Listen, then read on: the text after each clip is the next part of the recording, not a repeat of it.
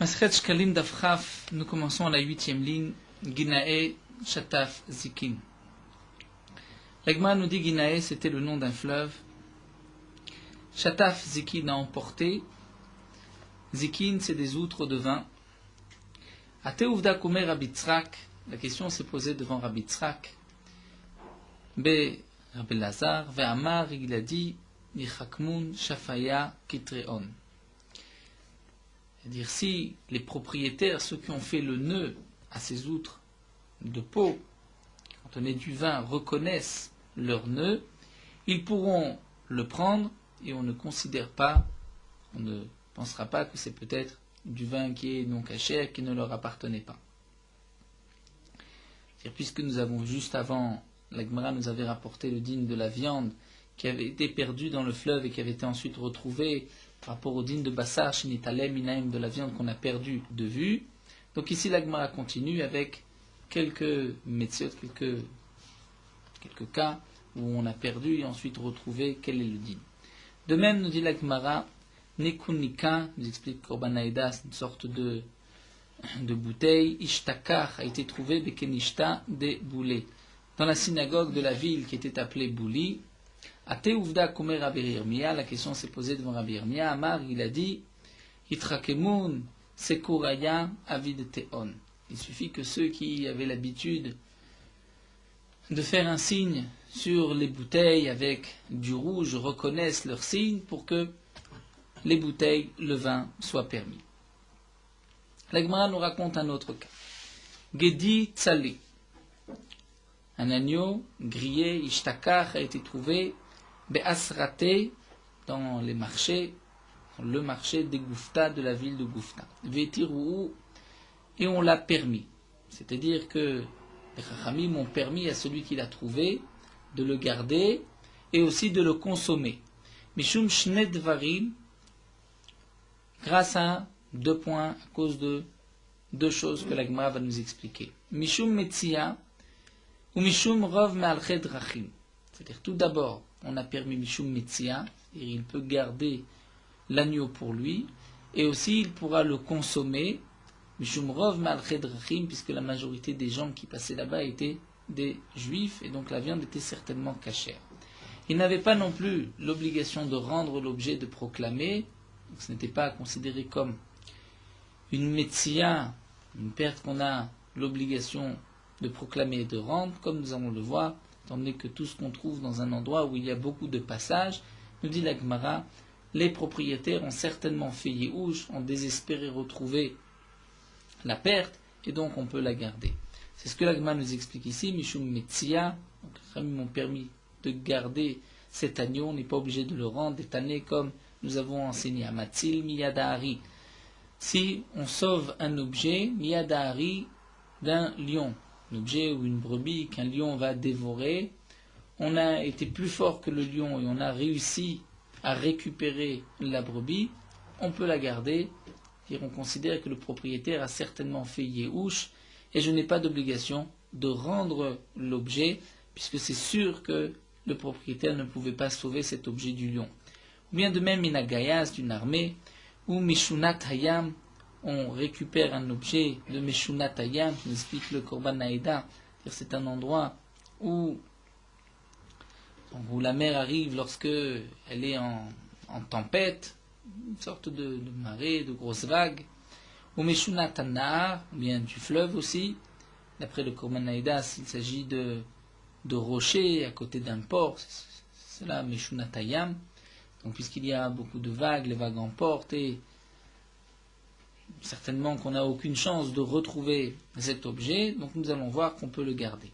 De même, Misratia Gedola ou Ipaltia Gedola, c'est dans une grande rue, une grande place, Arilou Shelo, celui qui a trouvé l'objet peut le garder, Mipne Shabani Mitiashi, même puisque c'est sûr que les propriétaires ont fait Yéhouch, ont désespéré le retrouver. Et donc c'est pour cela que celui qui a trouvé cet agneau grillé peut le garder, les propriétaires ont certainement fait Yéhouch. De plus, Mishum Rov Me'alched Rachim, puisque la majorité des gens qui passaient ici, c'était des juifs, donc on a permis Mishum Shritat Nochi, c'est-à-dire on ne craint pas que ce soit un non-juif qui l'ait égorgé, c'est certainement un Israël, puisque la majorité des gens ici sont des juifs. Comme nous l'avons vu plus haut, lorsqu'on trouve un objet, on va d'après le rov, la viande, dans le cas des 10 magasins, on va d'après la majorité, puisque la majorité ici ce sont des Israël, des Juifs, donc on considère que la viande est cachère, et en fin de compte, Vishtakar min debet Rabbi. Par la suite, c'est avéré que cette viande avait été perdue de la maison de Rabbi. La Gemara nous raconte aussi Igul de Gouvna. Il y avait un rond, un fromage, Ishtakar, qui a été trouvé Bepundeka de Lévi, dans l'auberge de Lévi. Veitiru, là aussi les Chamim l'ont permis, Mishum Shine Dvarim, par deux choses, deux principes, ce que nous venons de voir, Mishum Metzia, Mishum Rov Malched Rachim.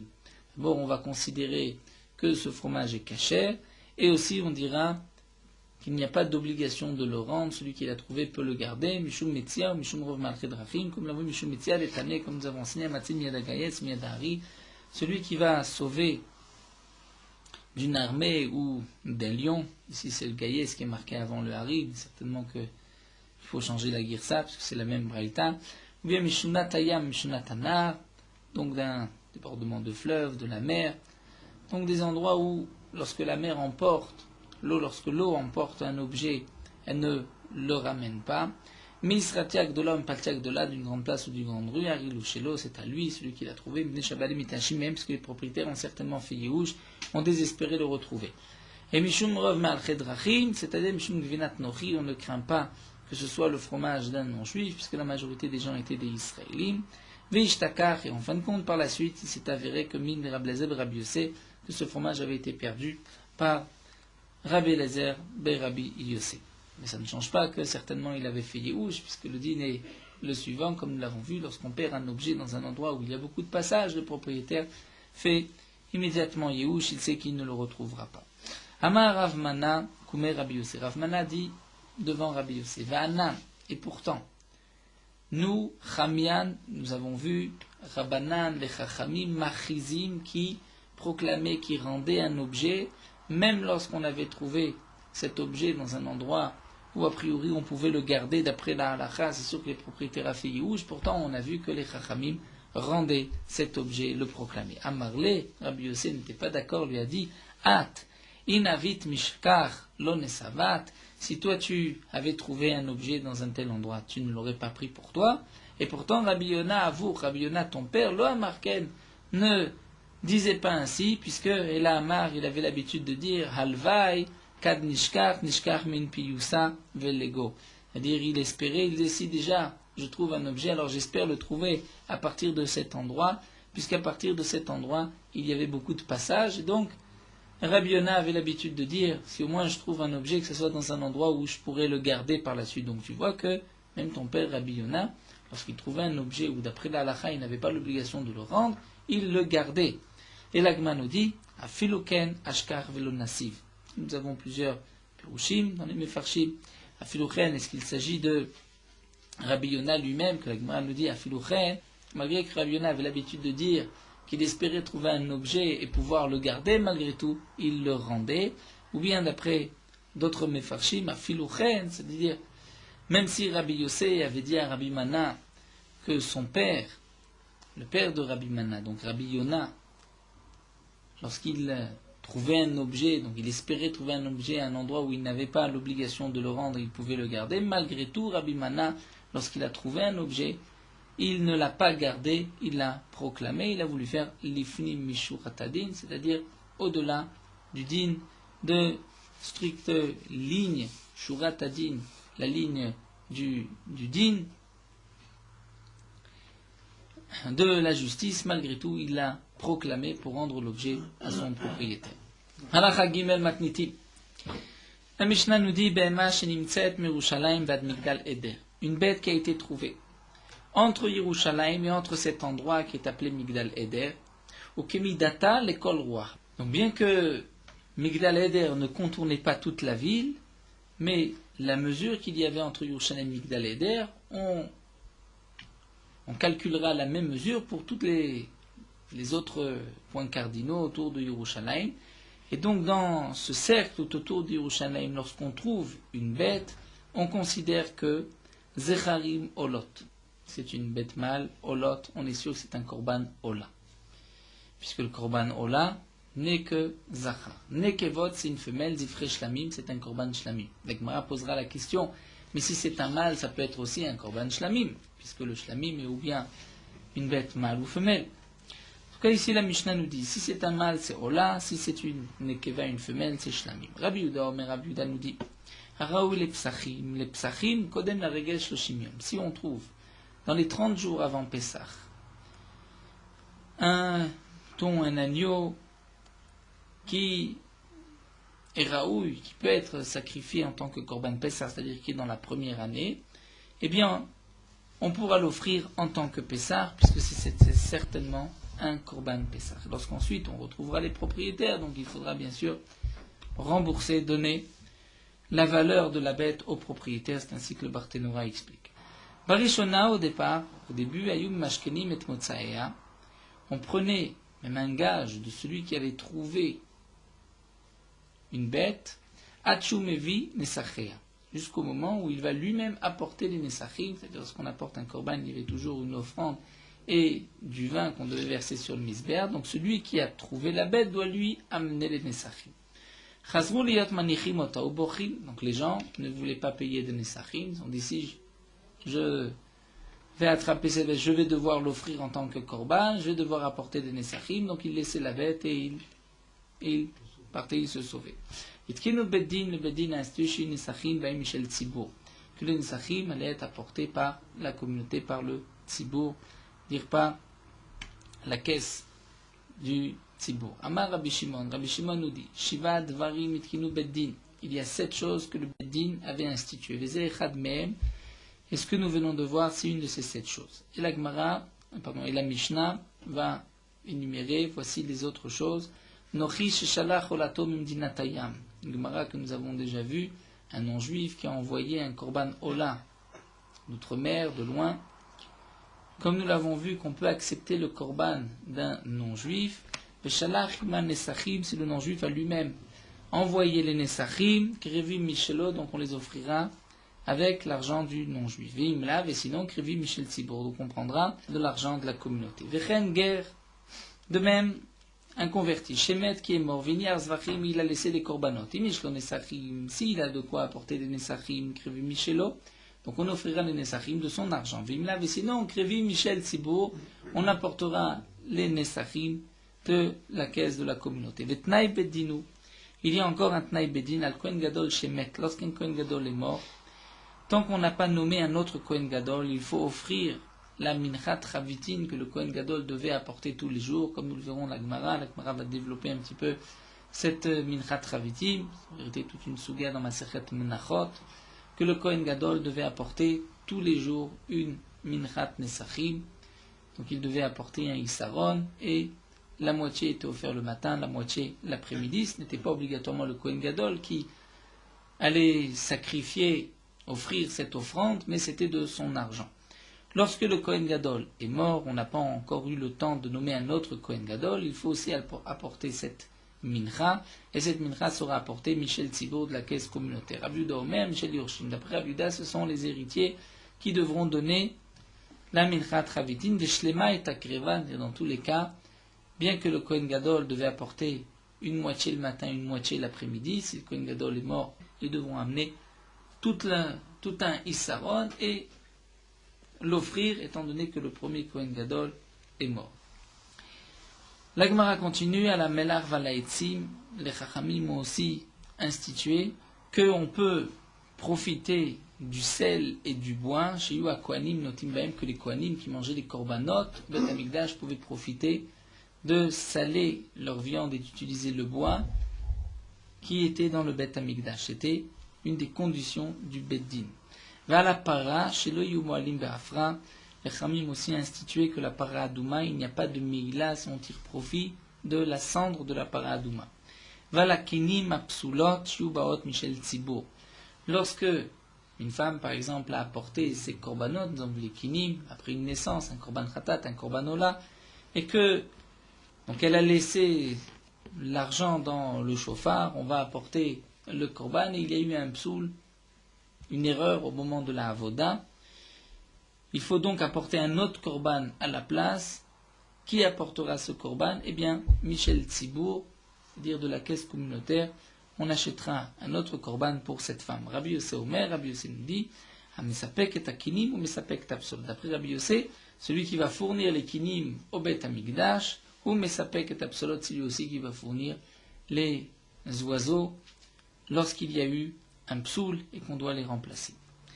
La Gemara va poser la question sur le début de notre Mishnah. Nous avons vu que lorsqu'on a trouvé une bête à côté de Yerushalayim, si c'est un mâle, c'est considéré comme, c'est certainement un korban ola, c'est une femelle, c'est un korban shlami.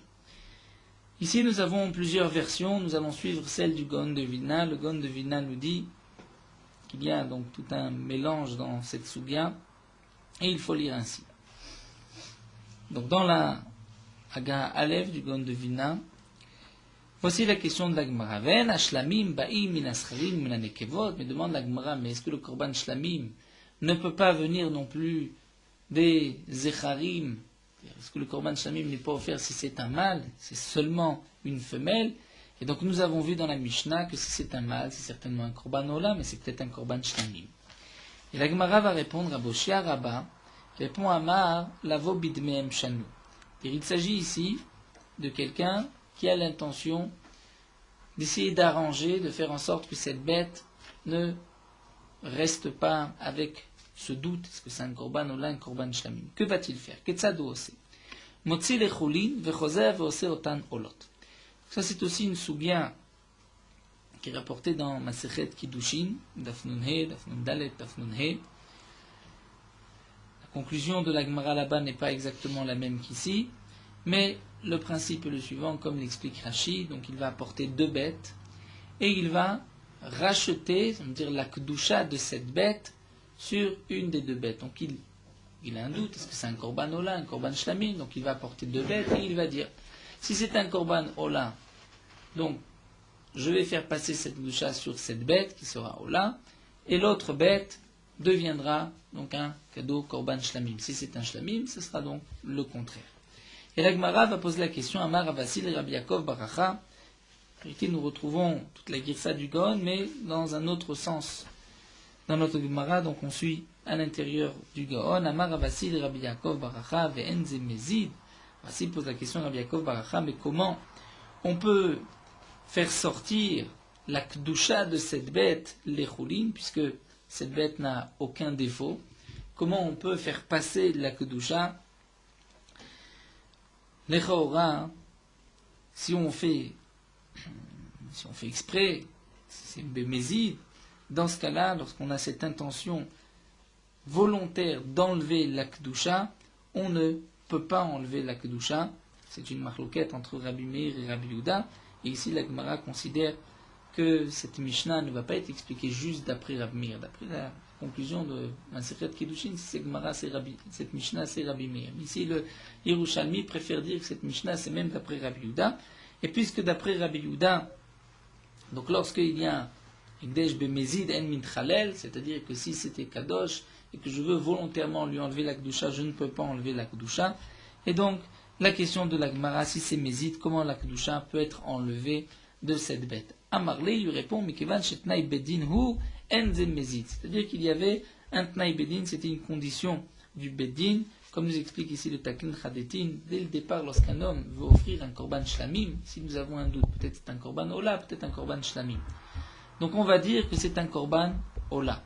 Ce que la Gemara a voulu nous expliquer en répondant lavo bedmem, c'est-à-dire ce n'est pas la bête même qu'on va offrir en tant que korban ola, mais c'est quelqu'un qui apportera 2 bêtes, on va faire enlever cette kedusha et on offrira une autre bête à la place de cette première bête. La première bête deviendra profane. Donc la question est, mais comment on peut enlever la kedusha de cette bête? Et la Gemara va répondre, c'est un tnaï beddin. C'est-à-dire, lorsqu'un homme a sanctifié cette bête même comme shlamim, il y avait un tnaï, c'est-à-dire, il tient compte de la vie du beddin, que dans le cas où il va perdre la bête et que c'est un mâle, eh bien le din sera que, puisque si c'est une femelle, c'est sûr qu'on l'offrira shlamim, mais si c'est un mâle, son tnaï était que le bedin pourra changer et pourra faire donc passer cette kedusha. Donc ce n'est pas considéré comme un mézid. Alors la Gemara nous dit Amarle Rabbi Yochanan pose la question suivante, Omrim l'Adam Tseu Ma'al Bakotchim, qu'est-ce qu'on va dire à quelqu'un d'être lui Moël Bekotchim, c'est-à-dire de profaner, puisqu'après tout cette bête, la Kedusha ne peut pas partir, donc puisque la bête n'a aucun défaut, on ne peut racheter une bête que si elle a un défaut, comme ici le Taklin Chadeti nous rapporte, la Gemara dans Menachot, que nous avons déjà vu, déjà effleuré dans les premiers dapim de Shkalim. Donc ici, nous dit la Gemara, Lechora, il va profaner Bekodashim. Alors la Gemara répond, Ela olchim ba'em achar arov. Donc la Gemara refute cette explication et nous dit, on est obligé d'expliquer qu'on va d'après la majorité. C'est-à-dire, on ne parle pas du cas où il a trouvé une seule bête, mais il a trouvé tout un troupeau de bêtes. S'il a trouvé plusieurs bêtes et que toutes les bêtes sont zecharim, sont mâles, ou la majorité sont mâles, sont des mâles, donc on est sûr que c'est un korban ola. Puisque pourquoi juste dans ce troupeau il n'y a que des mâles? Et étant donné que nous sommes proches de Yerushalayim, donc certainement que la bête était désignée en tant que korban, donc on dira que c'est un korban ola. Si imrov nekevot, si la majorité sont des femelles, zifre shlamim, on dira que c'est un korban shlamim. Amar Rab Zeira nous dit, Kema de'at amar taman, tnai bedin ala ovdot, sheikrevu olot. Donc Rav Zeira rajoute et nous dit, de la même manière que nous avons vu là-bas que c'était un tnai bedin lorsqu'on a perdu une bête, que la bête sera sacrifiée en tant que ola, bien kanatama rafacha, tnai bedin ala ovdot, sheikrevu. C'est aussi un tnaï bedin sur le holot qu'on devra les sacrifier en tant que holot. C'est-à-dire, comme nous explique ici le Taklin Chadetin, Rab Zeira vient répondre à la première question et vient nous dire qu'en vérité, la question ne commence même pas. C'est-à-dire, la première question était, mais si c'est un mâle, c'est peut-être un korban shlamim et pas obligatoirement un korban hola. Eh bien, Rab Zeira vient répondre. De la même manière que concernant les kinim et gozal hola, nous avons vu que s'il y avait un doute, on avait trouvé de l'argent au milieu, on allait l'offrir en tant que korban ola, puisque les deux sont korban ola, on allait plus mahmir. La Gemara pose la question, mais peut-être qu'il y a un korban khatat qui deviendra ola. Et la Gemara avait répondu que c'est un tnaï bedin, c'est aussi une décision du bedin, une condition du bedin, que toute bête qui a été perdue, tout argent qui a été perdu sera un korban ola. Et bien de même, nous dit Rab Zeira, le tnaï bedin est le suivant, que si on a un zachar, un mâle, même si c'était un korban shlami mais qu'on l'a perdu, bien les chachamim ont dès le départ décidé que lorsqu'on retrouve cette bête sera un korban ola. Donc c'est comme si les ratrila, lorsqu'il a offert cette bête, il pensait ainsi dire que si je perds la bête, ça ne sera plus un korban shlami, mais ce sera un korban ola. C'est ainsi que Rabbi Zeira vient répondre à cette question. Donc là, d'après la Girsa du Gaon de Vilna, on a même tourner la page, on est arrivé à la 6e ligne. Amar Rabbi Yassan.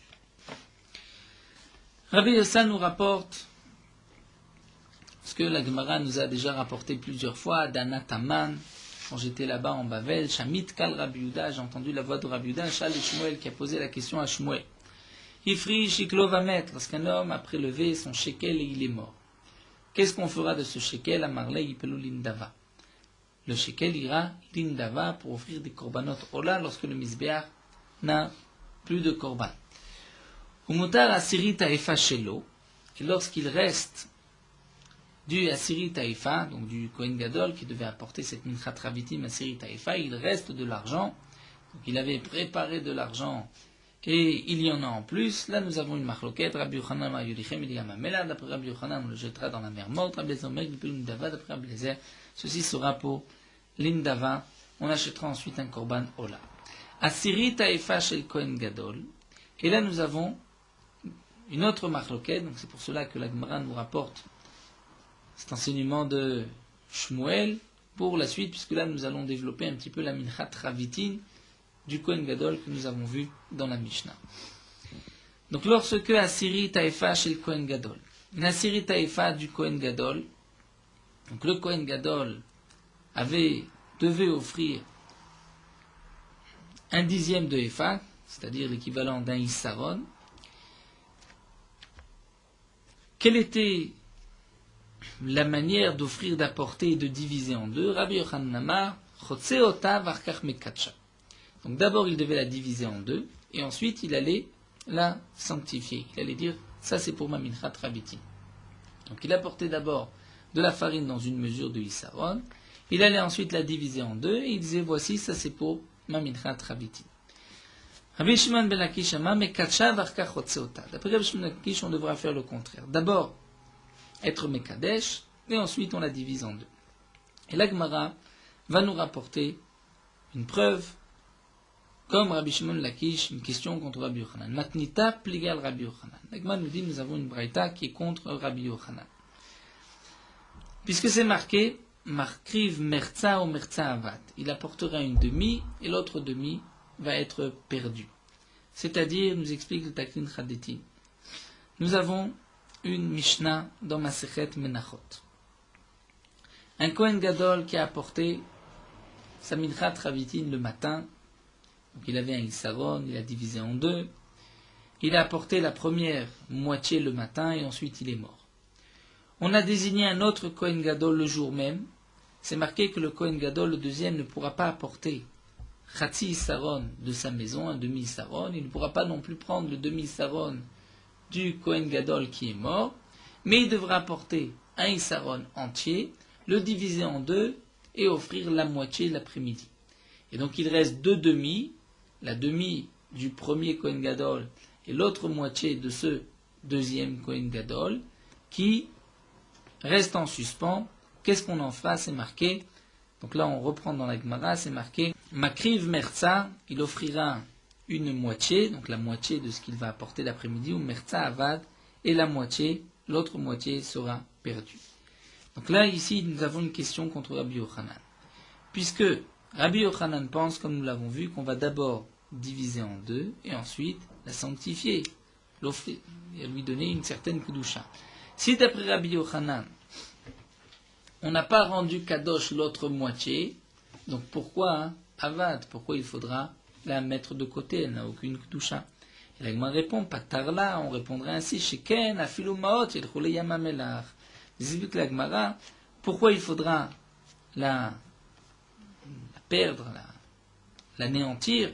C'est parce que nous avons une règle que lorsqu'un Kohen Gadol a désigné de l'argent pour sa Asiri Taïfa, et il reste de cet argent, comme nous l'avons vu, Motar Asiri Taïfa, eh bien, il y a le Chouliyam Amelar d'après Rabbi Yochanan même, que nous avons vu plus haut, il faudra jeter cet argent, le reste, dans la mer morte. Donc c'est pour cela que cette demi que le deuxième Kohen Gadol a apporté, ce n'est pas moins que de l'argent qui avait été réservé à cet effet, et donc c'est pour cela que Avad, il faudra l'anéantir, jeter dans la mer morte. La Gemara continue, Matnita, Palegé, Al, et là encore nous dit le Gaon de Vina, il faut changer, il faut dire Al Rabbi Yochanan. Nous avons une deuxième braïta qui a priori est en marloquette sur Rabbi Yochanan, puisque c'est marqué, Nimtseu shne chatzaim krevim, shne chatzaim avudim. C'est marqué que, dans la même Mishnah, puisque le premier Kohen Gadol a apporté un Issaron, le deuxième a aussi apporté un Issaron, le premier n'a offert que la moitié, le deuxième aussi que la moitié. Donc il y a deux demi qui ont été Shne Chatzaim Krevim offer, et Shne Chatzaim Avudim qui doivent périr, ils doivent être anéantis. Nous allons voir comment. Vetane Alay, nous avons une braïta qui nous dit Merza Rishon ou Merza Sheni Teobar Tsurata. Quels sont ces deux demi? C'est la demi du premier, la demi de ce qui reste du deuxième Kohen Gadol, Teobar Tsurata. Donc il faudra laisser toute la nuit ces farines, et ensuite, Yatsou les Betasrefa, il faudra les brûler. Et donc là encore, nous avons une question d'après Rabbi Yochanan. Quelle est la question d'après Rabbi Yochanan? Et un petit peu mieux expliqué dans le Korban Haïda qui nous dit, d'après Rabbi Yochanan, étant donné que lorsque le Kohen apporte le Issaron, il ne lui a donné encore aucune Kedusha. Donc il va la diviser en deux, cette mesure de farine, et ensuite sanctifier la partie qu'il va offrir. Donc l'autre moitié, d'après Rabbi Yochanan, nous avons vu qu'elle doit être jetée au maximum au Yamamelach. Mais alors pourquoi Ibour Tsura? Et pourquoi aussi Yotzel Bet Asrefa l'a brûlée? Il n'y a aucune raison, on n'a pas besoin ni de la brûler, ni d'attendre toute la nuit, parce que même si on attend la nuit, étant donné qu'il n'y a aucune Kedusha, il n'y a pas de psoulina. Le principe d'attendre toute la nuit, c'est de lui donner un psoul en plus, c'est-à-dire le psoul de l'ina, puisque tout ce qui est kadosh et qui passe une nuit au Beth Amikdash, alors que ceci ne doit pas passer une nuit, puisqu'il y a des fois où on peut laisser cela toute la nuit, mais lorsque ça reste la nuit, il y a un psoul et il faut le brûler. Mais s'il n'y a aucune gdusha, donc il n'y a pas de raison ni de le brûler, ni d'attendre toute la nuit, il faut simplement le jeter au Yam HaMelach, dans la mer morte. Alors la Gemara va répondre, Patarla, on va expliquer ainsi que cette Mishnah, d'après Rabbi Yochanan, c'est que Rabbi Yishmael ici, mais nous dit le Gaon de Vina, on va dire que Rabbi Shimon, de Amar Isaron Mekadesh. On va expliquer que c'est d'après Rabbi Shimon qui pense que le Isaron, cette mesure, la mesure de Isaron, où on mesurait la farine, était Mekadesh, avait une Kedusha, était un Kelisharet, et donc tout ce qui rentre dans un Kelisharet a une Kedusha, et si cette farine reste toute la nuit, donc la farine va avoir un psoul de lina, et il faudra la brûler. Là, la Gemara continue. Siri Taïfa, cette Minchat Ravitin, nous savons, comme c'est marqué dans la Torah, que c'était le Korban du Kohen Gadol. On le dit aussi tous les matins dans la Baye Avem Sader Seder Amaracha, que nous verrons Bezrat Hashem dans Masechet Yoma. Masechet Yoma, nous expliquons tout le Seder du Korban Tamid. Nous parlons aussi de Mincha la Chavitin, Chavitin du Kohen Gadol. Ici, nous dit la Gemara que chaque Kohen mitkarev trila lavoda, lorsqu'un Kohen, pas seulement un Kohen Gadol, mais n'importe quel Kohen, mitkarev trila lavoda, vient pour la première fois travailler au Beth Amikdash, mais via Siri Taïfa, lui aussi doit apporter ce korban d'un dixième de Efa du Issaron, dixième Shelo, ve Ovda Beyado, il doit lui-même, Ovda Beyado, la faire de sa main. C'est-à-dire c'est lui qui doit offrir cette mincha, et c'est ainsi qu'il deviendra Kohen, c'est ainsi qu'il va s'initier à la avoda du Beth Amikdash. D'après certains, je dis que c'est pas vraiment lui. Bon, la chon ici, Vavda Biyado. Il nous dit la Braïta, Echad Kohen Gadol, Vechad Kohen Idiot. Que ce soit un Kohen Gadol ou un Kohen Idiot, chez Avdu, qui ont commencé à servir au Beth Amikdash. Ad Shelo Eviu Asiri Taïfa Shelem, alors qu'ils n'ont pas encore apporté ce mincha, cette mincha d'Asiri Taïfa, donc un Kohen qui commence sans avoir apporté ce korban, bien Avodatan, d'après le Gaon de Vina, Pesula. Leur Avoda est Psula, puisqu'il faut d'abord apporter la Asiri Taïfa. Rabbi Mana va poser, ou penser, Mema, penser dire ainsi. Bobayom shenitkarev trila la avoda, bobayom nitmane liot Kohen Gadol. Quel est le din d'un Kohen qui, pour la première fois, va commencer son service au Beth Amikdash, et ce jour même, il devient Kohen Gadol. Combien de Asiri Taïfa devra-t-il apporter? Mevishtaim, il en apportera deux. Achat lechinucho, v'achat lechovatayom. Une première Asirit, une première mincha, une offrande d'Asiri Taïfa lechinucho, puisqu'il va s'initier, il va commencer son service. Et d'après donc ici Rabbi Mana, donc la même Asiri Taïfa servira pour le rendre Kohen et Kohen Gadol. Et ensuite, puisqu'il est Kohen Gadol, achat lechovatayom, il a une obligation du jour d'apporter une Asiri Taïfa, donc il en apportera deux. Le Mefarshim nous rapporte que le Bavli n'est pas du même avis dans le Nachot, et dans le Bavli, la conclusion c'est qu'il en apportera trois. Pourquoi?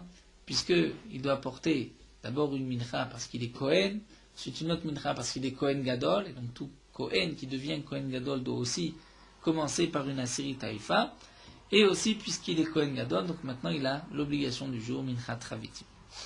La Gemara continue, tout finé, c'est marqué à ce sujet, tout finé, c'est-à-dire que la Minchat Ravitin doit être bien cuite. De là on apprend Beshaat Avaa tout finé, Ve'en Beshachari tout finé. C'est-à-dire on va la faire cuire juste avant de l'offrir, et pas le matin, on va faire cuire la mincha pour toute la journée. Ve'atan Ninan, demande la Gemara, mais pourtant nous avons enseigné, He Midou, Ose Chavitin, la Sot Chavitin. On a vu que dans le Seder, même avant le lever du jour, on allait mettre en place ceux qui allaient s'occuper, préparer la Minchat Chavitin, la Sot Chavitin, de faire cette Minchat Chavitin. Donc a priori, c'est-à-dire ils vont la cuire le matin même. Amar Apriya Baracha, pas du tout, la Sot Chamin le Revucha. C'est pour préparer de l'eau chaude, le Revucha, puisque cette Mincha doit être Mourbechet, c'est-à-dire une revucha, c'est-à-dire mélangée avec de l'eau chaude.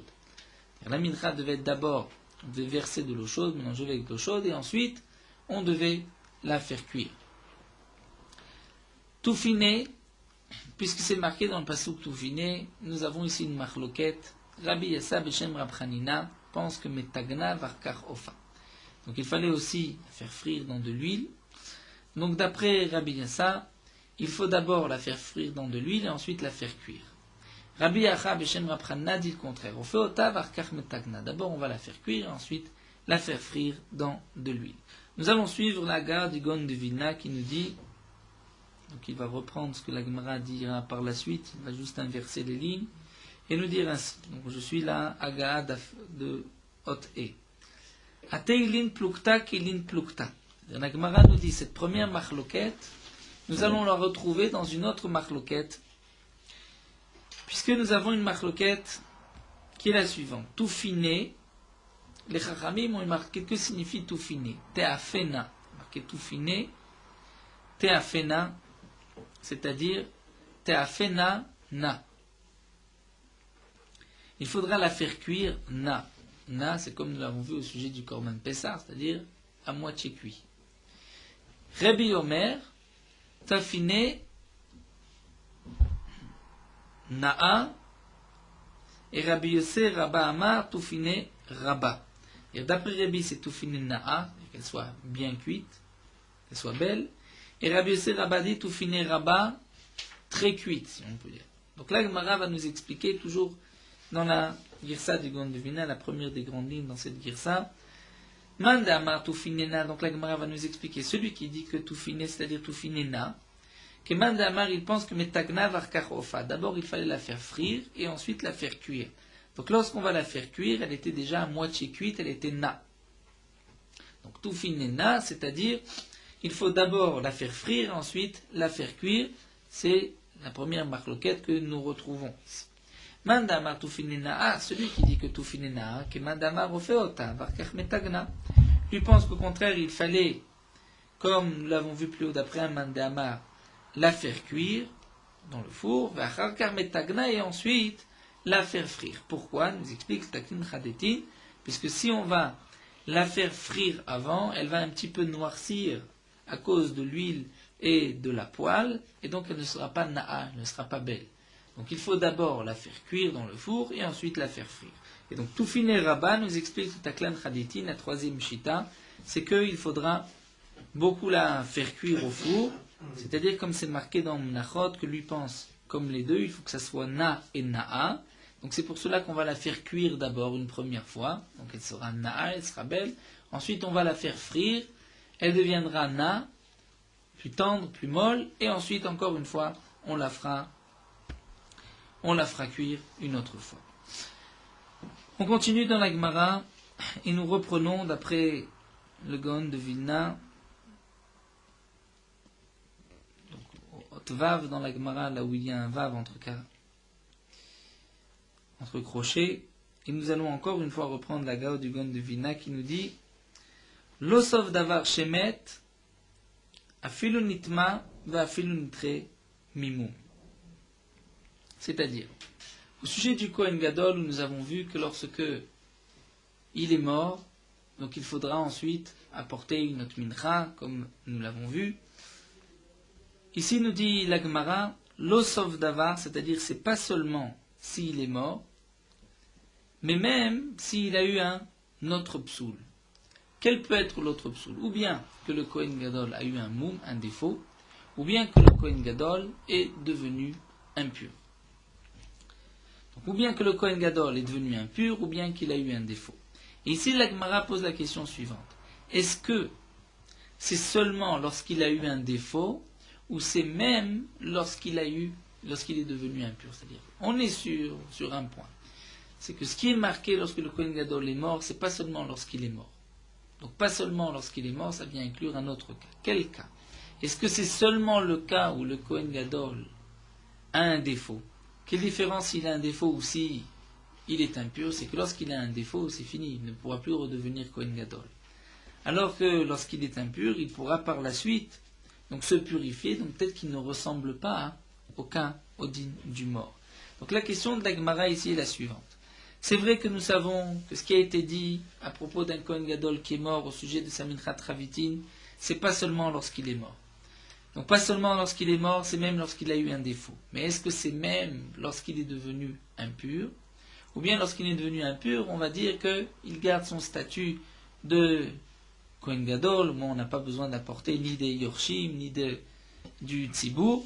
Et donc là, la Gemara viendrait répondre, Rabbi Yehuda bar Pazi de Bardilé, Rabbi Yehuda bar Pazi qui venait de Séville de Bardilé, nous dira, a priori Bardilé dans les Prélim Farshim, c'est un seul mot, nous dira va filou nitre mimum, c'est-à-dire pas seulement s'il est mort, mais même s'il a un défaut, le din sera le même. Ici, effectivement, le Kohen Gadol est impur, puisque le Kohen Gadol pourra retrouver sa pureté par la suite, donc ça n'a pas le même din.